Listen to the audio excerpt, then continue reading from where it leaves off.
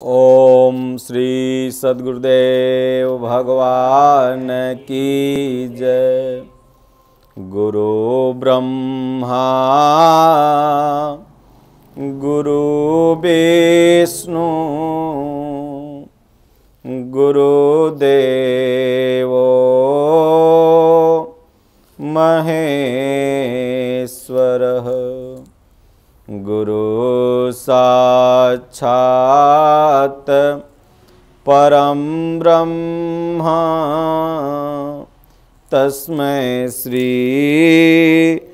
गुरुवे नमः। अखंडमंडलाकारं व्याप्तं येन चराचरं तत्पदं दर्शितं येन तस्मै श्री गुरुवे नमः। मौसमदीनन दीनहित तुम समान रघुबीर। अस विचारी रघु वंशमणि हरहु विषम भवभीर।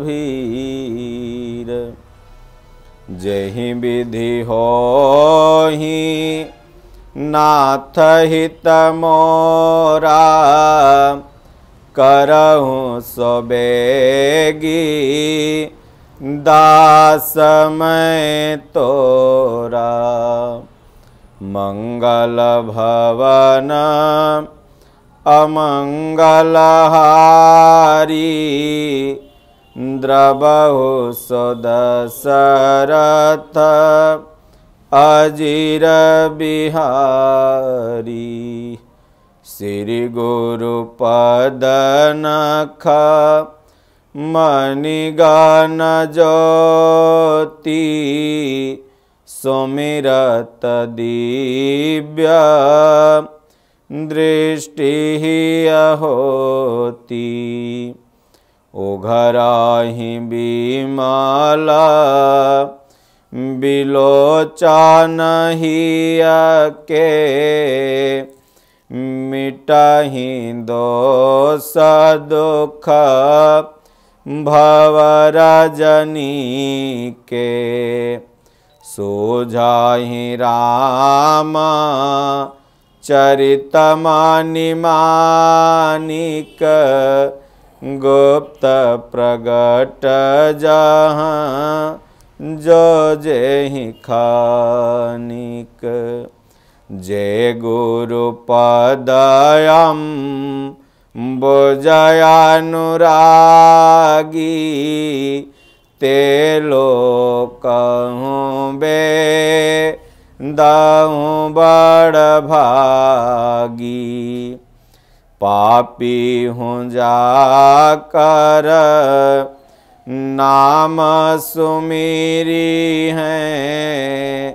सुमिरी सुमिरी भव सागर तरी हैं। कलियुग केवल नाम आधारा। सुमिरी सुमिरी नर उतरहि पारा। राम नाम के जाप से सकल पाप कटि जाई। जैसे रवि के उदय से अंधकार मिटि जाई।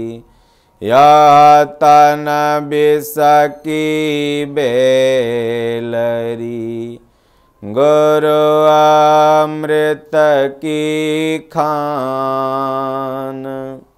शीस दिए जो गुरु मिले तो भी सस्ता जान। कबीरा गर्व न कीजिए, काल गहे हैं केस। ना जाने कब मारी हैं, क्या घर क्या परदेस। कबीरा ओ नर अंध हैं, गुरु को कहते और हरि रूठे गुरु ठोर है। गुरु रूठे नहीं ठोर। सुख में सुमिरन ना किया, दुख में किया तू याद। कहाँ कबीर वादास की, कौन सुने फरियाद।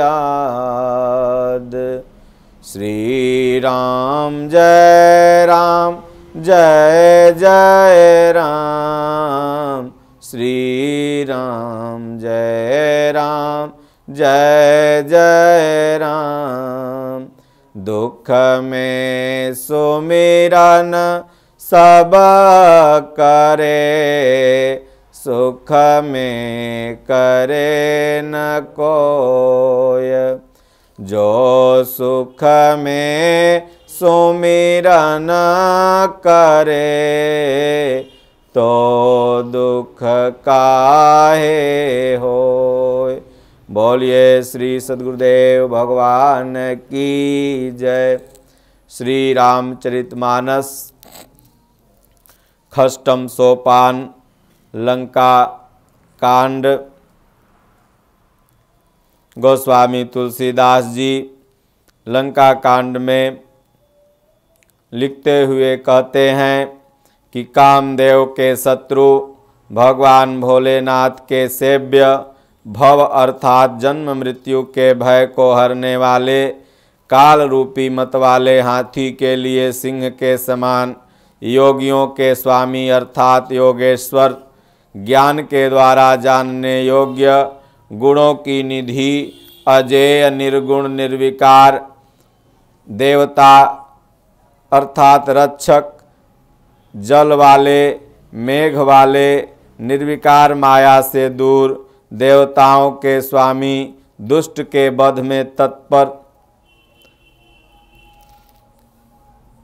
पृथ्वीपति अर्थात राजा के रूप में परम देव भगवान श्री रामचंद्र जी की मैं वंदना करता हूँ।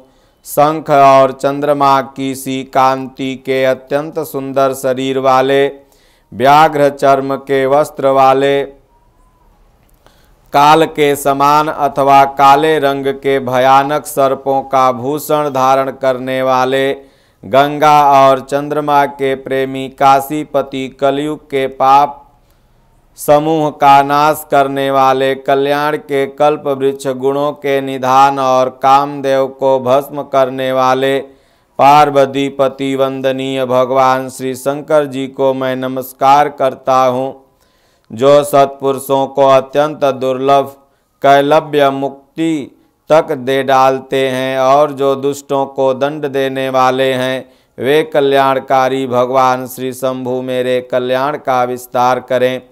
लव निमेष, परमाणु, वर्ष, युग और कल्प जिनके प्रचंड बाण हैं और काल जिनका धनुष है, हे मन तू उन श्री रामचंद्र जी को क्यों नहीं भजता। समुद्र के वचन सुनकर प्रभु श्री रामचंद्र जी ने मंत्रियों को बुलाकर ऐसा कहा, अब विलंब किस लिए हो रहा है। सेतु पुल तैयार करो जिसमें से ना उतरे।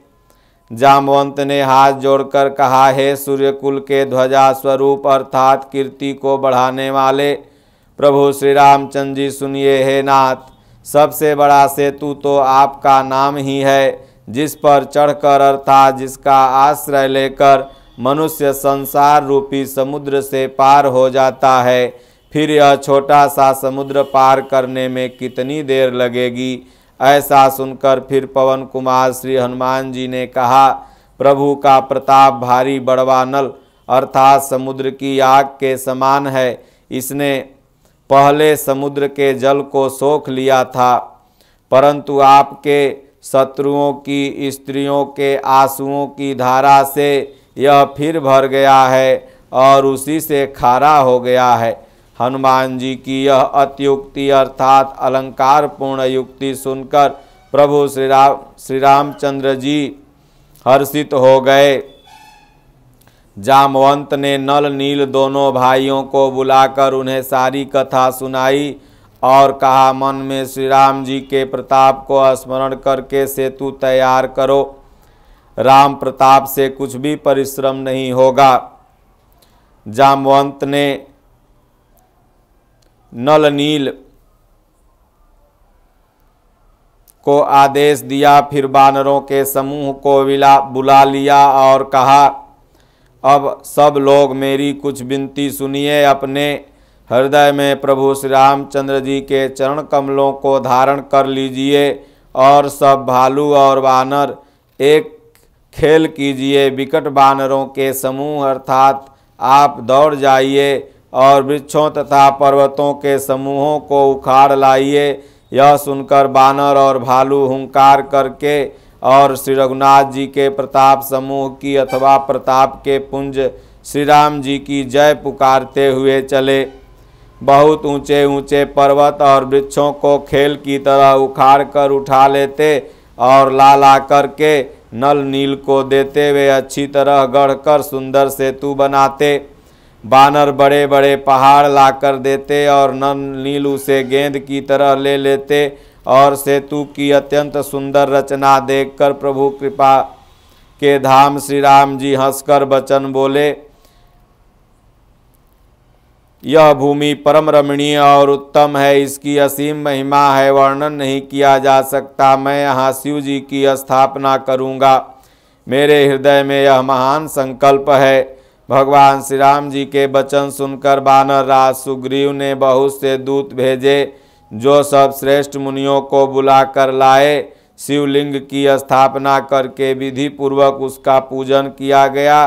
फिर भगवान बोले, शिव जी के समान मुझको दूसरा कोई प्रिय नहीं है। जो शिव से द्रोह रखता है वह मेरा भक्त नहीं है।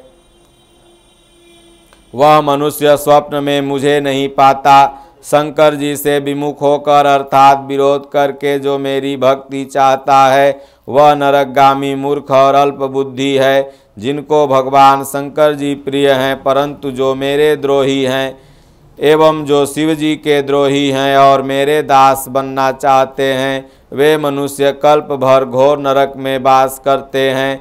जो मनुष्य मेरे स्थापित किए हुए इन रामेश्वर जी का दर्शन करेंगे वे शरीर छोड़कर मेरे लोक को जाएंगे, और जो गंगा जल लाकर इन पर चढ़ाएगा वह मनुष्य सायुज्य मुक्ति पावेगा अर्थात मेरे साथ एक हो जाएगा। जो छल छोड़कर और निष्काम होकर श्री रामेश्वर जी की सेवा करेगा उन्हें शंकर जी मेरी भक्ति प्रदान करेंगे, और जो मेरे बनाए हुए सेतु का दर्शन करेगा वह बिना ही परिश्रम संसार रूपी समुद्र से तर जाएगा। प्रभु श्री रामचंद्र जी के वचन सबके मन को अच्छे लगे। तदंतर वे श्रेष्ठ मुनि अपने अपने आश्रम को लौट आए। भगवान शिव जी कहते हैं, हे पार्वती, श्री रघुनाथ जी की यह रीति है कि वे शरणागत पर सदा प्रीति करते हैं। चतुर नल नील ने सेतु बांधा। प्रभु श्री राम जी की कृपा से उनका यह उज्ज्वल यश सर्वस्व फैल गया। जो पत्थर आप डूबते हैं और दूसरों को भी डुबा देते हैं वे ही जहाज के समान हो गए, स्वयं तैरने वाले और दूसरों को पार ले जाने वाले हो गए। यह भगवान की कृपा है। यह न तो समुद्र की महिमा का वर्णन है, न पत्थरों का गुण, न बानरों की कोई कारामात। यह तो श्री रघुवीर जी का प्रताप है कि पत्थर भी समुद्र पर तैर गए। ऐसे प्रभु श्री राम जी को छोड़कर जो किसी दूसरे स्वामी को जाकर भजते हैं वह निश्चय ही मंदबुद्धि हैं। नल नील ने सेतु बांधकर बहुत मजबूत बनाया। देखने पर वह कृपा निधान श्री राम जी के मन को बहुत ही अच्छा लगा। सेना चली जिसका कुछ वर्णन नहीं हो सकता। योद्धा बानरों के समुदाय गरज रहे हैं। कृपालु श्री रघुनाथ जी सेतुबंध पर चढ़कर समुद्र का विस्तार देखने लगे। करुणाकंद करुणा के मूल प्रभु के दर्शन के लिए सब जलचरों के समूह प्रकट हो गए, अर्थात जल के ऊपर निकल आए। बहुत तरह से मगर, नाक, घड़ियाल, मच्छ और सर्प, जिनके 100 योजन तक विशाल शरीर थे, सब प्रभु के दर्शन कर रहे हैं। प्रभु श्री रामचंद्र जी की आज्ञा पाकर सेना चली। बानर सेना की विपुलता अर्थात अत्यधिक संख्या को कौन कह सकता है। सेतुबंध पर बड़ी भीड़ हो गई। इससे कुछ बानर आकाश मार्ग से उड़ने लगे और दूसरे कितने जलचर जीवों पर चढ़कर पार जा रहे हैं। कृपालु श्री रघुनाथ जी तथा लक्ष्मण जी दोनों भाई ऐसा कौतुक देखकर हंसते हुए चले। श्री रघुवीर सेना सहित समुद्र के पार हो गए। बानरों और उनके सेनापतियों की भीड़ कहीं नहीं जा सकती। प्रभु ने समुद्र पार डेरा डाला और सब बानरों को आज्ञा दी कि तुम जाकर सुंदर कंदमूल फल खाओ। यह सुनते ही ऋक्ष बानर जहाँ तहाँ दौड़ पड़े। भगवान श्री राम जी के हित सेवा के लिए सब वृक्ष ऋतु कुऋतु समय की गति छोड़कर फल फूल दे रहे थे। बानर भालू मीठे मीठे फल खा रहे थे, वृक्षों को हिला रहे थे, पर्वतों को उठा उठा करके लंका की तरफ फेंक रहे थे। घूमते फिरते जहाँ कहीं किसी को राक्षस पा जाते तो सब उसे घेर कर खूब नाच नचाते और दांतों से उसके नाक कान काट कर प्रभु का सुयश कहकर अथवा तब उसे जाने देते। जिन राक्षसों के नाक और कान काट डाले गए उन्होंने रावण से सब समाचार कहा। समुद्र पर सेतु का बांधा जाना कानों से सुनते ही रावण घबराकर 10 मुखों से बोल उठा। वन निधि, नीर निधि, जलधि, सिंधु बारिश, तोय निधि, कंपति, उदधि, पयोधि, नदीस को क्या सचमुच कोई बांध लिया। फिर अपनी व्याकुलता को समझाकर ऊपर से हंसता हुआ भय को भुलाकर रावण महल को गया। मंदोदरी ने सुना कि प्रभु श्री रामचंद्र जी आ गए हैं और उन्होंने खेल खेल में ही समुद्र को बांध लिया। तब वह हाथ पकड़कर पति को अपने महल में लाकर परम मनोहर वाणी बोली। चरणों में सिर नवाकर उसने अपना आंचल पसारा और कहा, हे प्रियतम, क्रोध त्याग कर मेरा वचन सुनिए। हे नाथ, बैर उसी के साथ करना चाहिए जिससे बुद्धि और बल के द्वारा जीता जा सके। आप में और श्री रघुनाथ जी में निश्चय ही कैसा अंतर है। जैसे जुगनू और सूर्य में, जिन्होंने विष्णु रूप से अत्यंत बलवान मधु और कैटभ दैत्य को मारे, बराह और नृसिंह रूप में महान सूरवीर दिति के पुत्र हिरणाक्ष और हिरण्याकश्यप का संहार किया, जिन्होंने वामन रूप में बलि को बांधा और परशुराम के अहंकार को चूर किया तथा सहस्त्रबाहु को परशुराम रूप में मारा। वे ही भगवान पृथ्वी का भार हरण करने के लिए राम रूप में अवतीर्ण प्रकट हुए हैं। हे नाथ, उनका विरोध न कीजिए। जिनके हाथ में काल, कर्म और जीव सभी हैं, वहीं श्री रामचंद्र जी के चरण कमलों में सिर नवाकर उनकी शरण में जाकर उनको श्री जानकी जी को सौंप दीजिए और आप पुत्र को राज्य देकर वन में जाकर भगवान का भजन करिए। हे नाथ, श्री रघुनाथ जी तो दीनों पर दया करने वाले हैं, अर्थात सम्मुख को शरण देते हैं, जाने पर बाघ भी नहीं खा सकता अगर उनकी कृपा हो। आपको जो कुछ करना चाहिए था वह सब आप कर चुके। आपने देवता, राक्षस तथा चर अचर सभी जीवों को जीत लिया। हे दशमुख संत जन, ऐसी नीति कहते हैं कि चौथेपन अर्थात बुढ़ापे में राजा को वन में चला जाना चाहिए।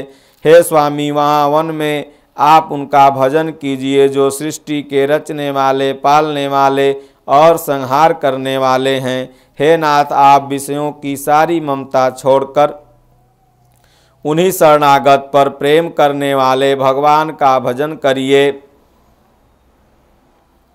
जिनके लिए श्रेष्ठ मुनि साधन करते हैं और राजा राज्य छोड़कर बैरागी हो जाते हैं। वहीं कौशलाधीश भगवान श्री रघुनाथ जी आप पर दया करने आए हैं।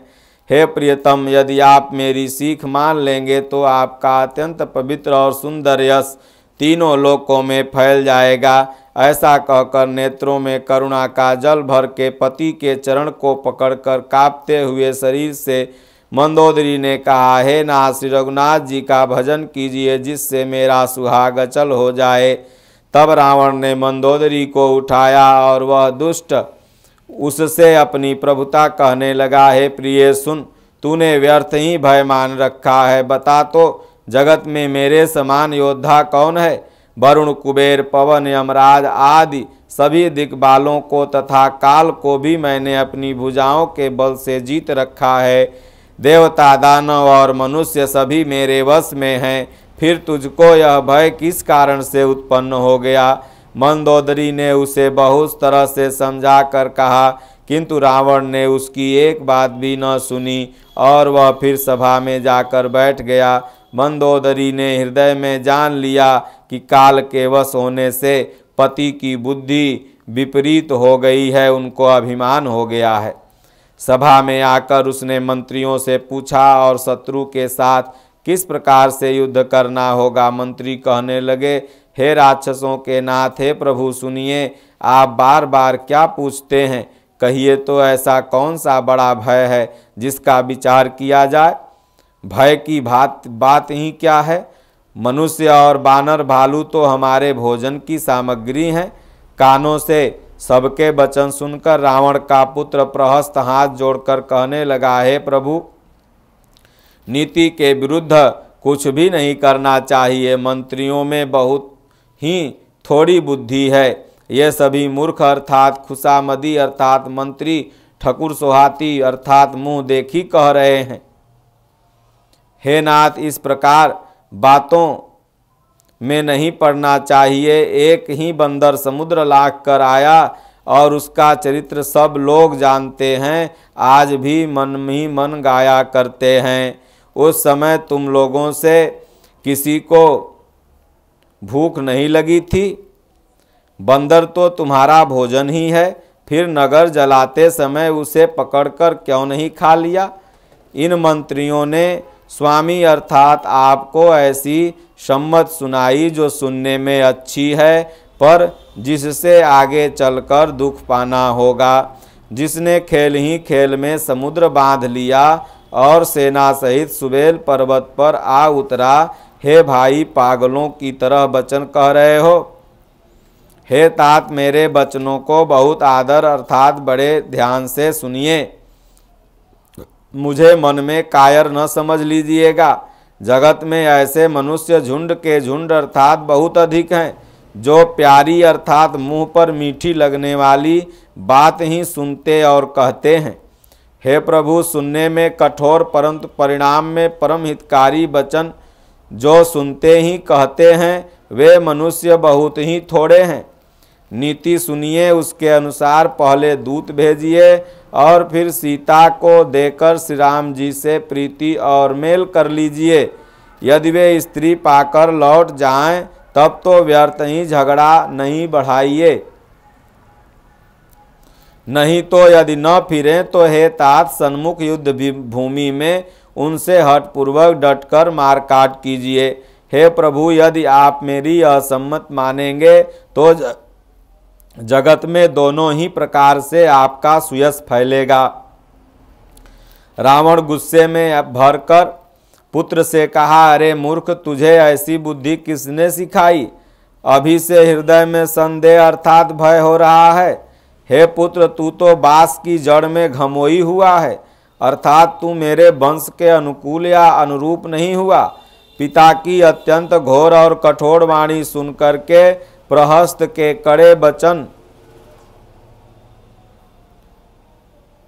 ने कड़े वचन कहते हुए घर चला गया। हित की सलाह आपको कैसे नहीं लगती, अर्थात आप पर कैसे असर नहीं करती, जैसे मृत्यु के बस में हुए रोगी को दवा असर नहीं करती। संध्या का समय जानकर रावण अपनी 20 भुजाओं को देखता हुआ महल में चला गया। लंका की चोटी पर एक अत्यंत विचित्र महल था। वहाँ नाच गान अखाड़ा जमता था। रावण उस महल में जाकर बैठ गया। किन्नर उसके गुण समूहों का गान करने लगे। ताल करताल, पंख, वज्र, मृदंग और बीड़ा बज रहे हैं। नृत्य में प्रवीण अप्सराएं नाच रही हैं। वह निरंतर सैकड़ों इंद्र के समान भोग विलास करता हुआ, यद्यप श्री राम जी सरीखा अत्यंत प्रबल शत्रु सिर पर है, फिर भी उसको न तो चिंता है और न डर है। यहाँ श्री रघुवीर सुबेल पर्वत पर सेना की बड़ी भीड़ बड़े समूह के साथ उतरे। पर्वतराज का एक बहुत ऊंचा परम रमणीय समतल विशेष रूप से उज्ज्वल शिखर देखकर वहाँ श्री रामचंद्र जी, लक्ष्मण जी वृक्षों के कोमल पत्ते और सुंदर फल फूल अपने हाथों से सजाकर प्रभु श्री रामचंद्र जी को लक्ष्मण जी ने दिया। उस पर सुंदर और कोमल मृगछाला बिछा दी। उसी आसन पर प्रभु श्री रामचंद्र जी विराजमान हुए। प्रभु श्री रामचंद्र जी वानर राज सुग्रीव की गोद में अपना सिर रखे हुए हैं। उनकी बाईं ओर धनुष और दाहिनी ओर तरकस रखा हुआ है। वे अपने दोनों कर कमलों से बाण सुधार रहे हैं। विभीषण जी कानों से लगाकर सलाह कर रहे हैं। परम भाग्यशाली अंगद और हनुमान अनेकों प्रकार से प्रभु के चरण कमलों को दबा रहे हैं। लक्ष्मण जी कमर में तरकस कसे और हाथ में धनुष बाण लिए वीरासन से प्रभु के पीछे सुशोभित हैं। इस प्रकार कृपा रूप अर्थात सौंदर्य और गुणों के धाम प्रभु श्री रामचंद्र जी विराजमान हैं। वे मनुष्य धन्य हैं जो सदा इस ध्यान में लौ लगाए रखते हैं। पूर्व दिशा की ओर देखकर प्रभु श्री रामचंद्र जी ने चंद्रमा को उदय हुआ देखा। तब सबसे कहने लगे, चंद्रमा को तो देखो, कैसा सिंह के समान निडर है। पूर्व दिशा रूपी पर्वत की गुफा में रहने वाला अत्यंत प्रताप, तेज और बल की राशि यह चंद्रमा रूपी सिंह अंधकार रूपी मत वाले हाथी के मस्तक को विदीर्ण करके आकाश रूपी वन में निर्भय विचर रहा है। आकाश में बिखरे हुए तारे मोतियों के समान हैं जो रात्रि रूपी सुंदर स्त्री के श्रृंगार हैं। प्रभु ने कहा, भाइयों, चंद्रमा को कालापन है, वह क्या है? अपनी अपनी बुद्धि के अनुसार कहो। ओम श्री सद्गुरुदेव भगवान की जय। श्री राम जय राम, जय जय राम। श्री राम जय राम, जय जय राम। श्री राम जय राम, जय जय राम। श्री राम जय राम, जय जय राम। सो मेरी पावन सुत पावन नामु, अपने बस करी राखे हूँ रामु। श्री राम जय राम, जय जय राम। श्री राम जय राम, जय जय राम।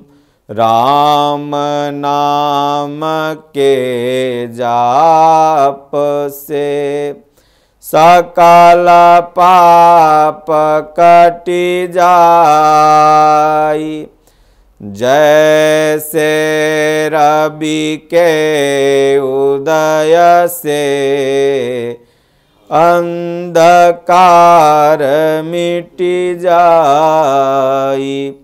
पूर्व जन्म के पाप से हरि चर्चा न सोहाय।